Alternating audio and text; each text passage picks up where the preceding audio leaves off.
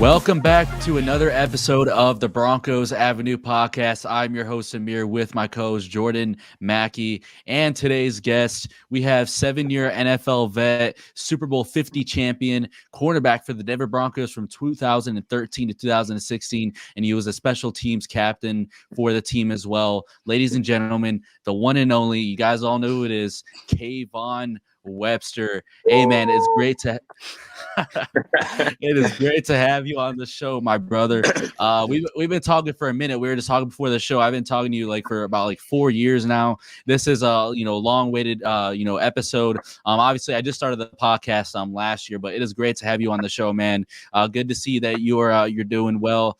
How first of all, how are you doing, man? It is an honor to have you on the show and kind of just be on the same screen as you. Everything is well, man. I can't really complain, life throws adversity at you, and every day you trying to overcome it. Yep. Yes, sir. Yeah, Kayvon, man. Look, I'm a big fan. It's kind of crazy. I'm sitting here talking to you. You really, in my opinion, one of the Broncos, great legends, especially on the special team side of the ball. You did some really great things on that side of the ball for us. We had some really great coaches and great players when I was there, so it was only right that I just, focus on what I need to focus on for the team, and everything else played itself out how it's supposed to play out. Okay. Yes, sir. So first of all, I want to go ahead and start with overall, obviously, what was your time in Denver like? What kind of relationships do you cherish the most? You just mentioned a lot of great players and coaches that you played alongside there. Obviously, the Super Bowl there, the 2013 season. And then obviously 2015, that season, you won Super Bowl with the team. What kind of relationships there with the Broncos do you cherish and kind of stick with you the most till this day? I really cherish all my relationships I made at the Broncos. Every last one of my teammates that I had from my 4 years there, I feel like I can reach out to them and have a cordial conversation. I'm pretty supportive, so if any of the events they have, I'll fly out to go see them, and all of the relationships are pretty cool. I'm still cool with Vaughn. Still cool with Talib, T.J. Ward, Bradley Roby, Chris Harris, Emmanuel Sanders. Rest in peace to DT. He was a close friend of mine. I speak to Jordan Norwood and Benny Fowler and Cody Latimer a lot. That's crazy. I've had a chance to, continue relationships with Duke and Nacho and Omar Bowden. David Bruton, I speak to him sometimes. I speak to Luis Vasquez and Manny Ramirez sometimes online. Ryan Harris, he's in the media now out there, so I speak to him a lot. Who else? It's a few other guys that even current Broncos players that I don't know from playing, but I know that they're at the Broncos. Like last weekend was Von Miller Day, was able to see Jerry Jeudy and see a couple of other players like Spence that used to play there. So the brotherhood is very much intact. Yes. It's just, sometimes you only get to see, Peyton when there's events happening, whether that's funerals or somebody getting inducted somewhere. Get to still talk to Wolf sometimes through text message. Demaryius Ware as well. Terrence Knighton as well. So yeah, I'm pretty much in the loop with everybody, for the most part. Okay. Have you had a chance to get around, some of the young guys on the team, in some of the new coaching staff? I know we just hired everybody, but stuff like that. But have you got a chance to, kind of talk to some of the younger guys, newer coaches a little bit? I haven't been back to Colorado since I was there, and I want to say I came in 2020. When did Dr. V? Dr. V had passed. Vaughn had just got hurt. That was the last time I was out there. I didn't get a chance to speak to any of the the newer people that's there. I did get a chance to play with Sean Payton at the Saints for a while during my short stint there. Yeah.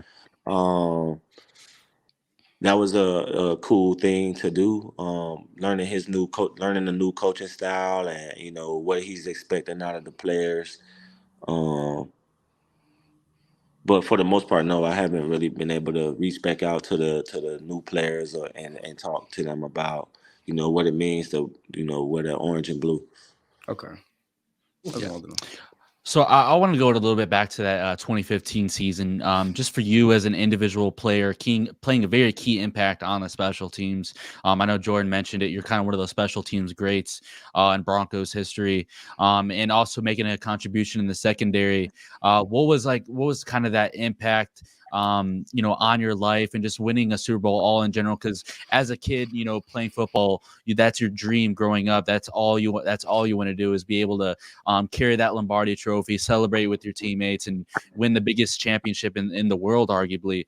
So what was kind of that experience for you, just from week one all the way to finally winning that Super Bowl? I don't think a lot of people know. So I was like during that whole process. So 2015 was a special season for me because not many people know we had got new. I mean, everyone knows we had got a new coach in Kubiak, and we had got Joe Woods. Yeah. We got a whole new staff basically. So that was kind of like starting over for me. Um, we had just drafted Bradley Roby. He was our first round pick. Chris Harris is coming off from the injury, so they was relying on me a little bit more to play defense. Throughout the whole summer and throughout the preseason, I was able to be in the mix as a number 3 corner. And a number 2, I was pretty much subbing in for Chris when he was out. So it was just me, Roby, and Talib. Um, and so that was a tough season for me because based off of the previous season, um, I had an off the field issue that hindered my success of being a cornerback, and which led me to, you know, having to take special teams more serious, so that I, would still be able to be with the team. Um, it was definitely a everyday challenge, going to work, uh, knowing that the ball is against you, and long as I gave it everything that I had, I was satisfied with the efforts and everything that I had done um, up until that point, and Yeah. it just put a chip on my shoulder to make me, like if I can't get on the field as a number 3 corner right now, based off of the depth we have, what's the best thing that I could do to help the team win? And that was to focus on being a special player. And special teams is kind of overlooked and not really appreciated enough. But special teams do win games. And so, like, once I embedded that into my mind and was just like, okay, I only could control what I can. And, I had a meeting with John Elway and Jack Del Rio the year before we went to the Super Bowl. Um, the off the field issue was more like having a talk with them, like, hey, Kayvon, we was excited to see you, see what kind of player you were going to be, but we have to take a step back, and we want you to focus here. And so once they told me where my focus needed to be, I focused on that day and night. And when it was my number to get called for defense, I was pretty much in on plays that were like big moments for us. Like for example, championship game against the Patriots. I was in on third down. Yeah. Mandola ran a slant. I ripped it out. It should have been a fumble. We would have never won. It was a fumble. I mean, he caught it. I ripped it out. He didn't hit the ground. It was out. I That was remember third that. down. That was a big third down play. Fourth down. Um, fourth down, they tried to go for it. I was in on that play. Uh, Talib hit it, and Bradley Roby picks it. We go to the Super Bowl off of those plays. So a lot of the plays that I had in Denver, I maximized every play that I had when I was on the field. Didn't take one for granted, and which led into me having, some good special team plays for the team. And I always had a saying. I had this saying from when I was in high school. It was like once I crossed the field of play, it's like I would not let my teammate down, and that was a main mindset of mine going into every play. Like I gotta win this play, and if I don't win this play, I gotta win the next one. I gotta do something to make a splash. Yeah. Okay. I love that. Yeah. You brought up how special teams is such an important part, of winning, and everything like that. It seems like ever since you left the Broncos, we've been kind of on a struggle on that side of the ball. Special teams have just not really been the same. We've been dead last in almost every category. What do you think the Broncos need to do to kind of fix that? Uh, I think it starts with the top. It starts with the coaching, really. If your coach is strict and your coach is like all about the details and about winning, then and they have some pride about themselves, then the unit will have pride about themselves as well. When I was at the Broncos, we had Jay Rogers. We had Jay Rogers. We had another coach. Forgot his name. But the main coach that instilled like this I won't lose mentality, like, and that you have to take the moment for yours was Joe DeCamillis. Like he never let us slack off. Practice was like the game. Um, and you seen whatever you worked in practice, you seen that translate to the game. And we just had this mindset, man, like, when we put on this orange and blue, like what does that mean for us? Yeah. Like, what are we trying to accomplish? We have Peyton Manning as our quarterback, so he has pride. We have prideful people in positions that make us need to have pride as well, Yeah. being a part of their unit. And so I think that's what it comes down to. You putting on this orange and blue, what pride do you have? Like, Mm-hmm. are you just gonna just let the next man um, abuse you, or are you gonna do the abusing? No, that's true, and I'm glad you brought that up about the pride thing and wearing the colors and just knowing what it means to put on the jersey, because I feel like the team has been missing that element. That going out every game and knowing what it means. Like guys like you, Vaughn, Chris Harris, and Aqib, you guys kind of wore that. You know what I'm saying? Like, man, Yeah. we putting these on. We gonna go out there, and it's game time. I feel like a lot of the guys a lot of guys that we've had over the years just hasn't really had that, and it really hasn't equated to winning. So I'm glad you brought that up, man. I think they let go the last person that like had the integrity of the team, and that was Vaughn. Yeah. Vaughn is the last person there who was like bleeding orange and blue. Like he Yeah. had been the longest tenured person there. He had seen um a lot there. Not going to the playoffs, injuries, going to two Super Bowls. We lost one, he was hurt. The one we won, he was the MVP. Yeah. Um, so there's a lot of things happening over there. I just think that they never replaced that heart in the building with someone who knows what orange and blue brings. Okay. Yeah. Yeah. And then kind of bouncing off of that, how do you think, and I know we're asking you so many questions about how do you fix this, but like, how do you think you can replace that kind of like obviously you can't replace a Von Miller, but how can you find a player that can really, reimagine or re-identify that kind of, that ability to put on the orange and blue and really represent the organization and just kind of move forward? I know Russell Wilson kind of wants to be that guy, but how can we kind of rebuild this culture in a sense, especially with the addition of Sean Payton? I just think it starts with Sean Payton. Yeah. His discipline and his attention to detail is going to be key to changing the team around. Doing a lot of team camaraderie things, doing a lot of team building activities, uh, and just letting the message be known. Like, this is like the past is the past. This is a new slate. Yeah. We need people that are dedicated to orange and blue who want to bring another Lombardi back to Colorado. And if you're not on wagon with the bringing the Lombardi back to Colorado, then you should ask for a trade, or you should not be a part of the organization, because that's what It's true. we putting all our time in for. Yeah. Football is a game that we played from when we were, younger. We played it for free. It was fun, but it's business now, And so now with it being business, everybody have to approach it as business. Like the game is a day where practice is the business. Like practice is the game. When you get to the game, it should be a walkthrough.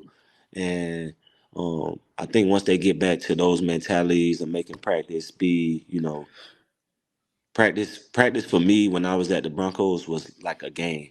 Yeah. I had to go against DT, had to go against Emmanuel. There was never a moment for me when I was when I was in Colorado where I felt like I could just go to practice and breeze. I felt like I had to get better every day. Um, I love and that. I felt like if I didn't get better every day, I was letting my team down. And I was mostly, mostly I didn't want to look like I was less than Yeah. to the people that were in front of me because they counted on me. You know what I'm saying? Like Talib, I wanted, everybody would love to have a career like Talib. My name just wasn't called to be the number one corner. At the Colorado, at the Broncos, but I just handled what I could. I controlled what I could, and I balanced the things I couldn't.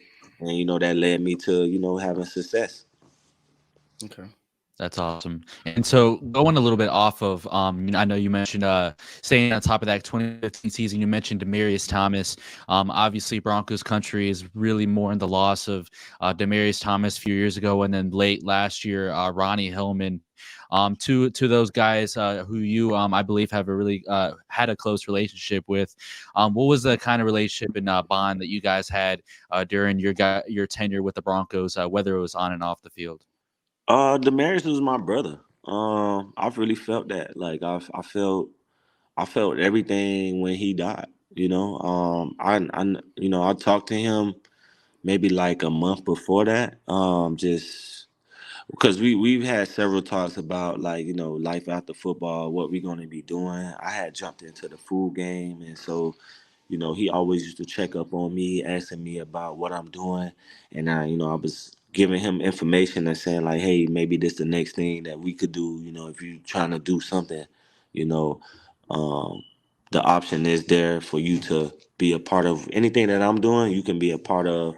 Uh, and we was having talks like that. We was talking about his health, and he was describing things to me, and you know, um, I was making other people informed of the stuff that he was going through because we did have that kind of relationship. Um, but for the most part, it was a great relationship. He was my brother. I told him I loved him several times. He told me that back. Um, he was able to help me better my craft because I used to have to go against him in practice. Uh, he just was an overall great human being. Yeah. Yeah, I want to say, I'm sorry that, you had, that you lost that. Sorry for your loss and everything like that. Yeah, DT, man, he was a guy that, just every time TV came on just brought me happiness. So, like as a Bronco fan growing up, he was like wide receiver one all the time, always made plays, always made my days and weeks better. And, when the news passed, I don't really cry, you know, like that. But, when I found out he died, it kind of hurt.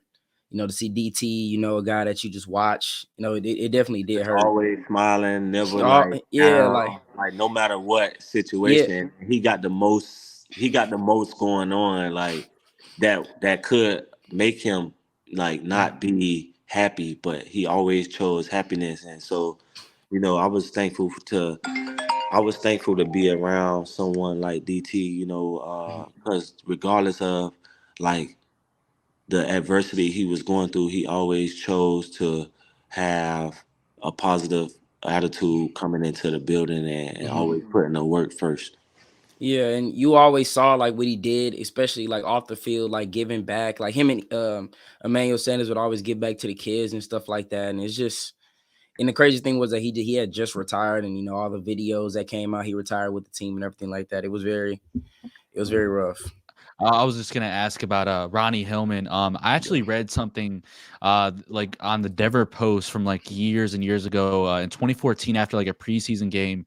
I saw that you guys like went down with like an illness. It was never like disclosed or announced like by the Broncos organization.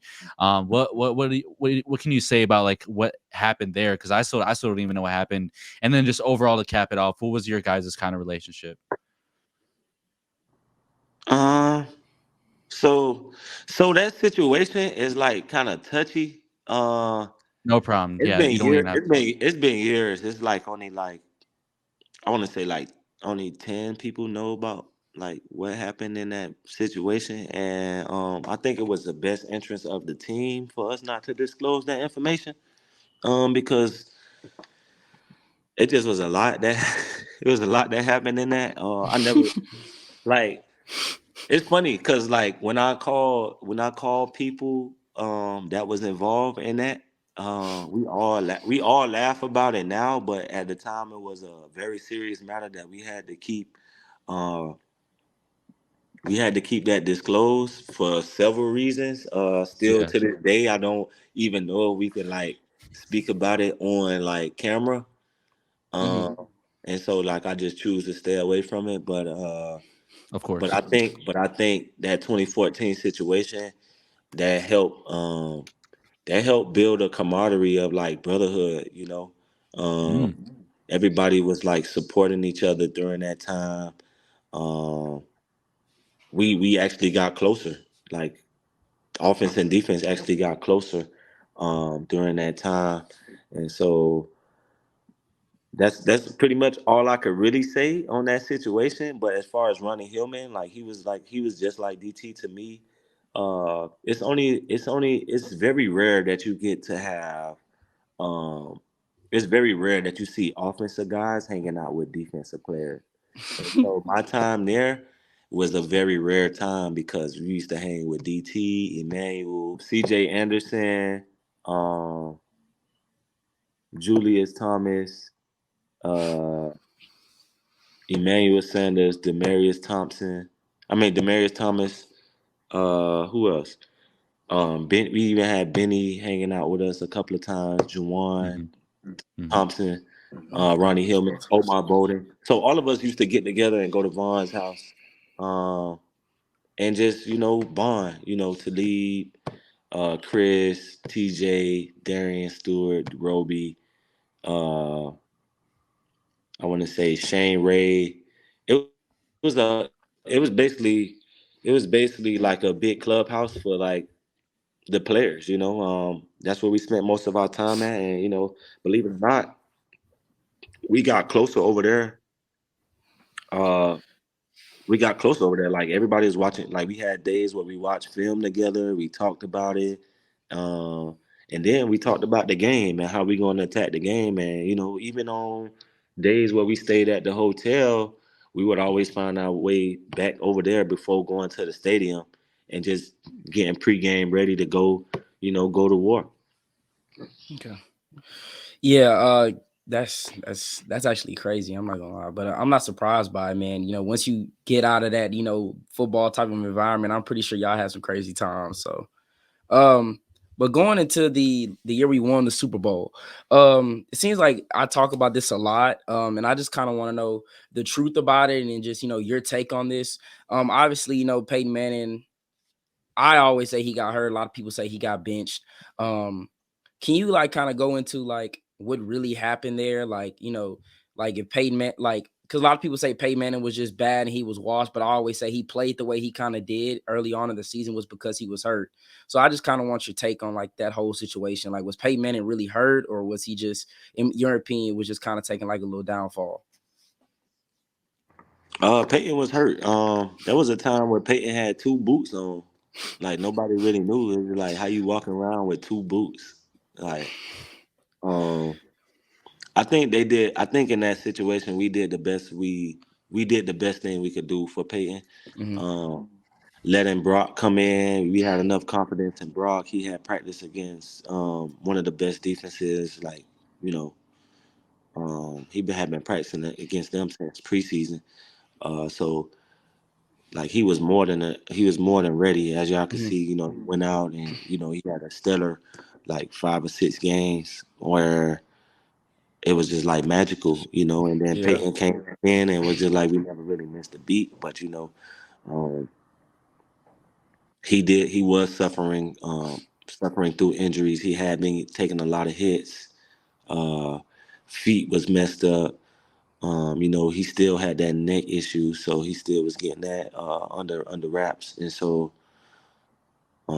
him taking that time off was the best thing because at the end result was we won the Super Bowl. He threw touchdowns, and we played a complete team game. Yeah. I was reading, back up on it and everything. They said he had a torn plantar fasciitis in his right foot, and I'm surprised I couldn't find this article. But I remember at the time that Peyton Manning, his throwing shoulder was hurt. I don't know if I'm right about that. Like, can you kind of tell me if I'm like right about that? I remember they said his throwing shoulder like was really injured too. I mean, or I'm was the sorry. shoulder hurt? I would say he did. I mean, I think everybody know that he did lose a decreasing in his throwing power. They got the little meter on Madden, like his me- his throwing power meter was like it was flickering, but it worked out for the best for everybody. He still was able to get the ball where it needed to go. And he went out like how any player would want to go out, like on top, a 2-time champion, you know what I'm saying? So uh him being injured, yes, that was a real thing. Um and he overcame that by, hosting a Lombardi trophy. Okay. Yeah. You mentioned Brock Osweiler getting a lot of good preparation, practicing against that defense, which in my opinion, I'm going to be biased to say it's the best defense ever. Moving towards that defensive side of the ball, what was it kind of being able to play with Wade, playing under Wade Phillips in your time, obviously coaching you 2 years in Denver and then 1 year in Los Angeles after you moved on from the Broncos and signed with the Rams. What were those 3 years like for your career in the NFL, and kind of learning from a great mind like Wade Phillips, arguably one of the best defensive minds of all time? Coach Wade is probably the best coach I ever had. Anybody would love to play for a coach who just gives you the freedom to be who you need to be. Wade never put handcuffs on the defense on like who they need to be off the field or on the field. Only thing that mattered to him was, are we missing assignments? Do we have mental errors? And what's the mistakes we made? And if we correcting those, then he don't have nothing to say. So if you went out there, you had 0 to none mental errors or missed assignments, then your game was perfect to him, and that was all that mattered. Your number got called. You handled the call well, and it was just all praise after that. He was a down to earth guy. He always cracked the little jokes. And he was the player's coach basically. Who wouldn't want to play for somebody like that? Okay. He wasn't an asshole. Um, like he rarely got mad. If he did get mad, then it was just like it's something to like be like, Get yeah, he something got a out point of about. being mad about. So like, let's fix it, and then that'll trickle down to like our leaders with D Ware, the Vaughn and Talib, and so they would speak mostly. They would speak mostly when they felt what Wade felt, and so that would get corrected right then. Yeah. Yeah, and he's still out. He's still at it with the Houston Roughnecks. I'm glad to Okay. see him still at it with the coaching game. Yeah, man, I love Wade.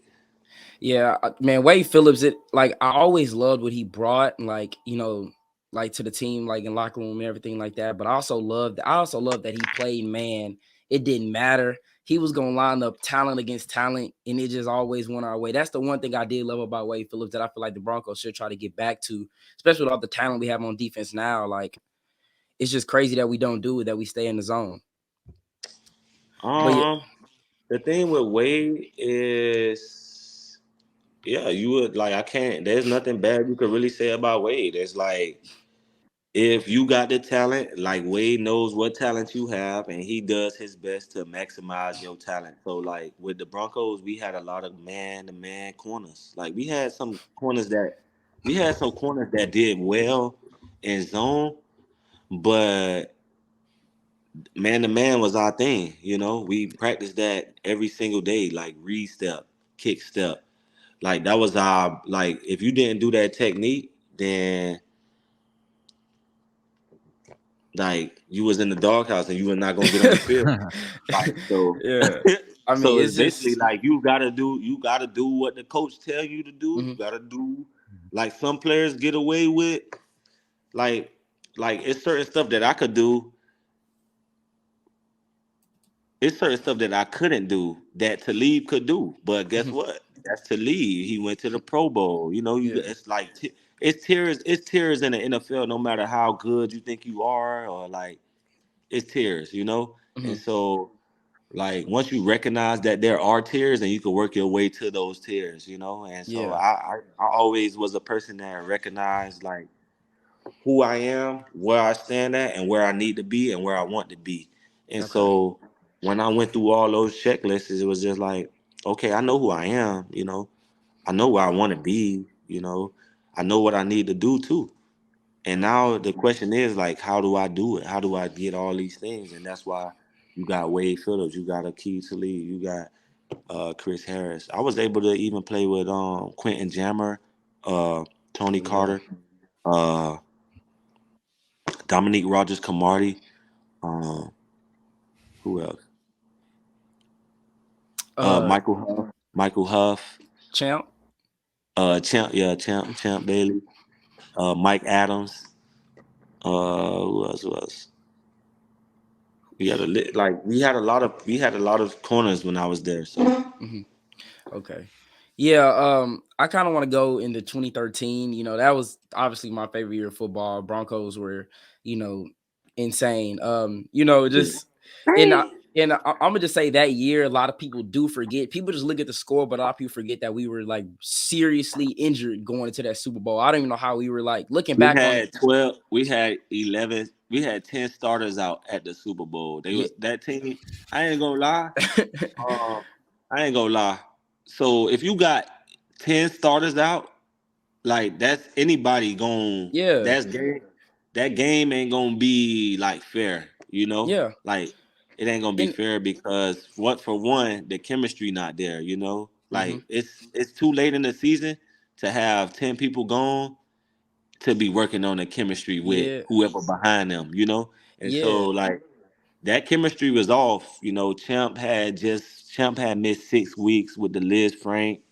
He came back like right before the playoffs. Chris tore his ACL. Vaughn tore his ACL. Then me and DRC was out there, and then Tony Carter was playing, and then I broke my hand. Champ came back. Vaughn tore his ACL at the Houston game. Yeah. Who else got hurt? Raheem Moore got hurt. Like we was down. Derek Wolfe. We was down. Yeah. We was down 10 starters. So what the Seahawks did, like I would love to have run that game back when everybody was like healthy, but we can't do that, so it is what it is. They beat us. They were supposed to do that, If the Legion of Boom was down, I bet you Peyton Manning would have put up 60 points. Yeah. That's what people not really understanding. It's like, bruh, if the Legion of Boom didn't have Cam Chancellor, Earl Thomas, and they had Earl Thomas, and they didn't have Richard Sherman, would that secondary have held up against Peyton Manning? No. If they didn't have, I don't even know who their defensive ends was that year. Maybe Bruce Irvin and they didn't have Michael Bennett or Cliff Averill. Yeah, if they didn't have 10 of 8 people, like what is the score of that game? I agree. Because it's not like Russell Wilson was darting people. Like he ain't do nothing like what crazy. He did. He ran the circle. He ran the circle. people getting open, going deep. If you deep, the rule is you deep, you come short. You short, you go deep. So Mm-hmm. it was just a lot of stuff like that happening where I won't say the defense was unexperienced. We just didn't have enough chemistry Yeah. going where it was just like individualism out there on the field. It wasn't like no team stuff, you know. And Mm-hmm. so, that was the result of that 2013 year. Yeah, I was gonna say like it's actually crazy that we were also favored in that game too. Like I don't know how Yeah. we were even favored in the game going into the game with all those injuries. Because I look back, I'm like, man, what actually happened in the Super Bowl? Because I was like a kid at the time, and I go look Exactly. at it, I'm like, man, we was and Danny Trevathan barely played too. I think that he was like questionable all week and was like a game time decision. He just went out there and played, and I was like, bro, we were really out there playing with like That second was a crazy stringers. that was a crazy week for us, man. That was a crazy week for us, man. Yeah, That was a crazy week. yeah, but We need Mhm. we need to get this clip to Russell Wilson. We definitely need to get it to Russell Wilson. That's an all Oh, timer. I ain't gonna. So I'm not taking away nothing like from him being a good player. No, I just yeah, feel yeah. like he didn't really do nothing special. We just didn't have no like he did what he was supposed to do, his job. Yeah, Like he's yeah, supposed to capitalize on the weakness. He did that. yeah. He You did know. that. Yeah, If Peyton Manning had that same opportunity, that's a Ma- different ball hey, game, you know? hey, Yeah. we already know what That's they a would have done different with ball that. game, man. Yeah, That's a different ball game. yeah, Like we beat them the next year when we went up there, you know. So It's fair. It's fair. it doesn't. It's fair. Like I don't know. Like we like when we went up there in 2014, we beat them. Like we had to lead. Vaughn was healthy. Chris was healthy. Like Darian Stewart was there. T.J. Ward was there. Like Demarcus Ware was there. Like mm-hmm. we And that's beat just them. like Like so. Like just like that was a healthy team. That was second game of the season. That was like in chemistry mode. Like Mm-hmm. like we didn't have no chemistry mode going to the Super Bowl. Like the week before we went to the Super Bowl, somebody got hurt. I think Derek Wolf got hurt, or it was Derek Wolf. So we was missing Derek Wolf, Kevin Vickerson, um, Chris Harris, Chris Champ. Harris. Champ played. We missed yeah. Quentin Jammer. We didn't let him play that game. On the offense, I think who played on the offense? Everybody was available on the offense, but Yeah, so the defense was down bad. Like uh, Mike Adams and Duke Nacho started. They was our second team safeties. yeah, I'm looking. Vaughn didn't play. We put Sean Phillips was out there. We just was depleted, man. It ain't even no real explanation for that. Like I wish we could run that game back Yeah, to like get that back, but we can't. So they can have it. We split a Super Bowl in the 2015, the 20 teens. They got one Yeah. in 2013. We got one in 15. They lost one in 14. We lost one in 13. We both could have been double champions back to back. the question I was gonna ask was, 2013 was like crazy. Peyton was out there just went insane. What was it like watching it week in and week out? Just seeing like Peyton Manning throwing like 2 touchdowns minimum a game, and him coming out in week 1, the revenge game against the Ravens, throwing 7 TDs. Just what was it like just watching that? Like, bro, they going crazy. I mean, everything that I watched in Denver was done in practice. Mm-hmm. So like seeing it at the game was like I already knew well we as Denver Broncos that practice with Peyton Manning every day, we already knew what to expect, So Yeah. even when he did go out there with the Baltimore Ravens, we already knew that was a revenge game from the playoffs. We knew that was a revenge game from the playoffs. And then that was the game that was determining if we was gonna go to the Super Bowl or not, Mm-hmm. right? If I'm Yeah. not No, mistaken. no, no. It It was the was the divisional. AFC. Yeah, it was an AFC championship game, but I feel like we would have beat New England, but yeah. Yeah, so that game was crazy. That was my rookie year. Actually, that was my first game playing. I actually had I had a few tackles, and then I had 2 pass breakups on Stokely. Oh Yeah, that yeah. was crazy. So my time at the Broncos was like it was it was unimaginable, really. I had players that was like high profile that was like trying to get me reps in the game, Okay. like to leave like hey, you could go in on second or third. Like, he just let me get a few little snaps, and DRC was the same way. He let me start a couple of games, like just to, like, I don't know why, but just to do it, you know what I'm saying? Yeah. So Hey, that's real though. That's yeah, we real. had some real people, man. That's crazy. Yeah. So going back to like coaches, I know you mentioned you spent time with Sean Payton in New Orleans in that kind of the preseason and training camp in 2019. What can you say about Sean Payton and what he's going to bring to the Broncos, just based off of what you kind of learned from his coaching style in your time with the New Orleans? So for one, they're gonna be disciplined and they're gonna be conditioned. I love that. Yeah, we need that big time. Yeah, that's what we're gonna get. That's good because the past coaches, I don't want to, call anybody out, but just it really hasn't worked. And I feel like finally we got Sean Payton. He can come back and probably establish another culture, another like winning culture back here in Denver. Like ever since we won the Super Bowl, maybe like a year or two after that, we just haven't had that winning like culture. It hasn't been like, we haven't gone into a season feeling like the Broncos could actually win. Like, and I feel like the team hasn't had that too. So with Sean Payton, I'm actually kind of glad that he can bring that back, and just get us back on the right track. So yeah. Sean Payton, yeah, Yeah. I'm looking forward to seeing what he's gonna bring out of Broncos.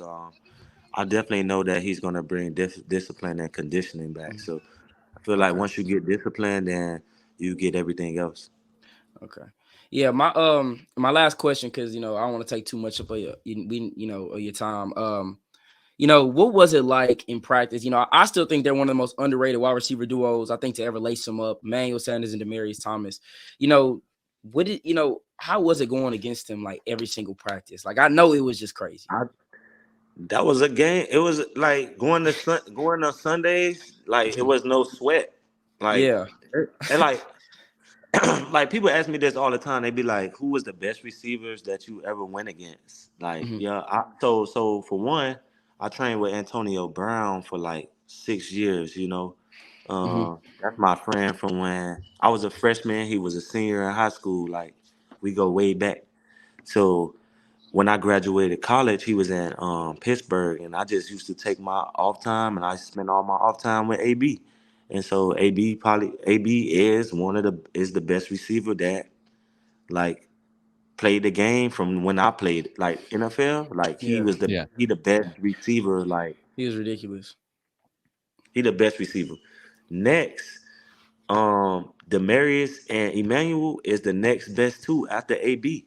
Like no flat out, like because practice used to be like a game. Emmanuel and DT, those was the best two receivers like after Antonio because of their work ethic coming to the field. And then like you gotta think, like you got like we watch film every day. You got Peyton Manning throwing the ball at you every day. So it's Yeah. like, bro, I gotta touch one of these balls. I gotta pick one of them. Like he can't be perfect on everything. Like the chemistry they used to have, like when you see it on Sunday, you like, dang, this is like this Yeah. perfect. Like it's like they never miss. Yeah. And it was like that in practice sometimes. Like practice, you could be right there and you like, dang, how they got this? Like, but it made us Yeah. It's better. So like when crazy. we get to Sunday, like you going to everybody else, you like, man, they don't even got no Peyton Manning on the other side of them. Like this We chump change good. right here. Yeah, This we what good. that coach told me we good. Like this ain't DT, this ain't Emmanuel, this ain't AB. Like we good. Like let's line up. That's insane. Yeah. Yeah. All right, Kayvon, my last question for you today. I know you were in some wild locker rooms there in Denver. I know you already told us a little bit with Von Miller, Aqib Talib, Chris Harris. A lot of personalities in there. You got to at least have one big locker room moment that stands out to you. Aside from like Super Bowl 50, I imagine that locker room was insane. But besides that, were there any like crazy or funny or hilarious locker room moments that you had in your time with the Denver Broncos? Some locker room moments. Yes, sir. I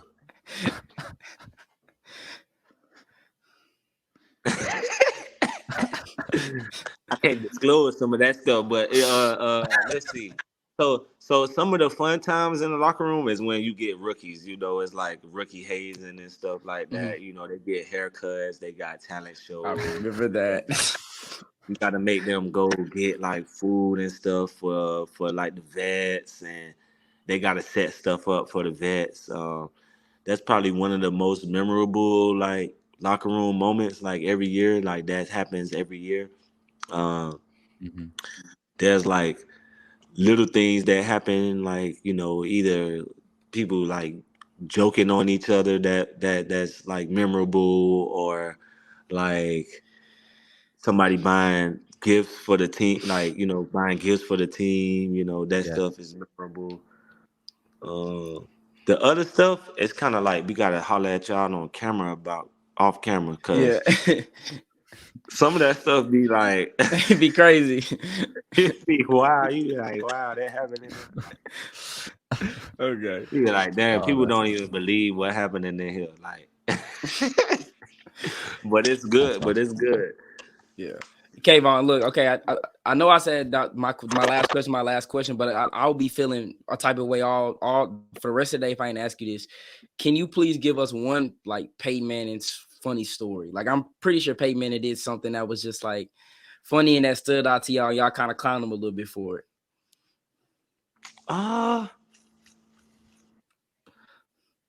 Peyton.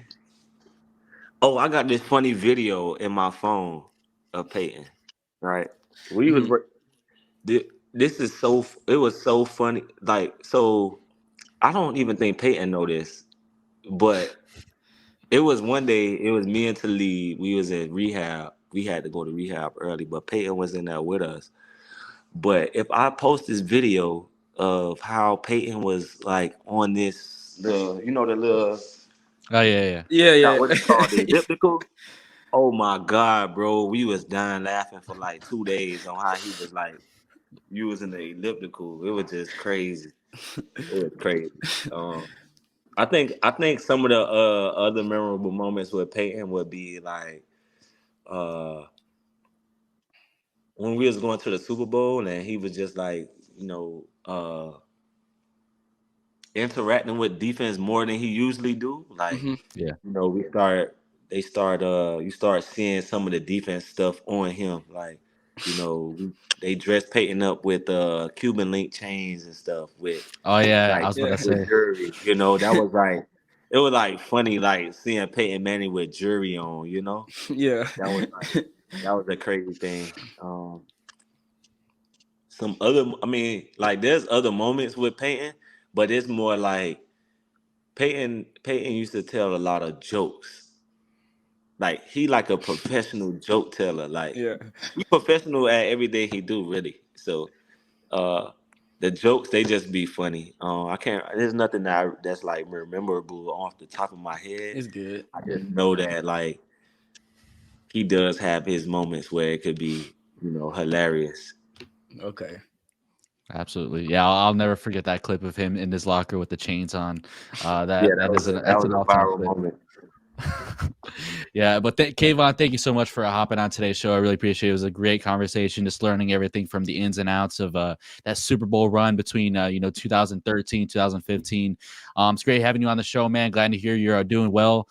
Maybe sometime we can run it back. But yeah, thank you for hopping on the show, man. Seriously. Nah, for sure, man. Appreciate y'all having me, man. Thank you. Thank you, man. All right, big dog. Yeah, so I'm your host, Samir, with my co-host, Jordan, Mackie. I hope you guys enjoyed today's episode. If you guys listen on YouTube, make sure you guys hit the like button and subscribe. Make sure you guys, for listening on Spotify podcast as well, you guys follow, leave a 5-star rating if you guys enjoyed today's episode. We're going to have plenty more episodes with NFL players, whether they're former like Kayvon Webster or they're currently on the team. We still have a few more lined up. But yeah, I hope you guys enjoyed today's episode. Until the next one, peace. Peace.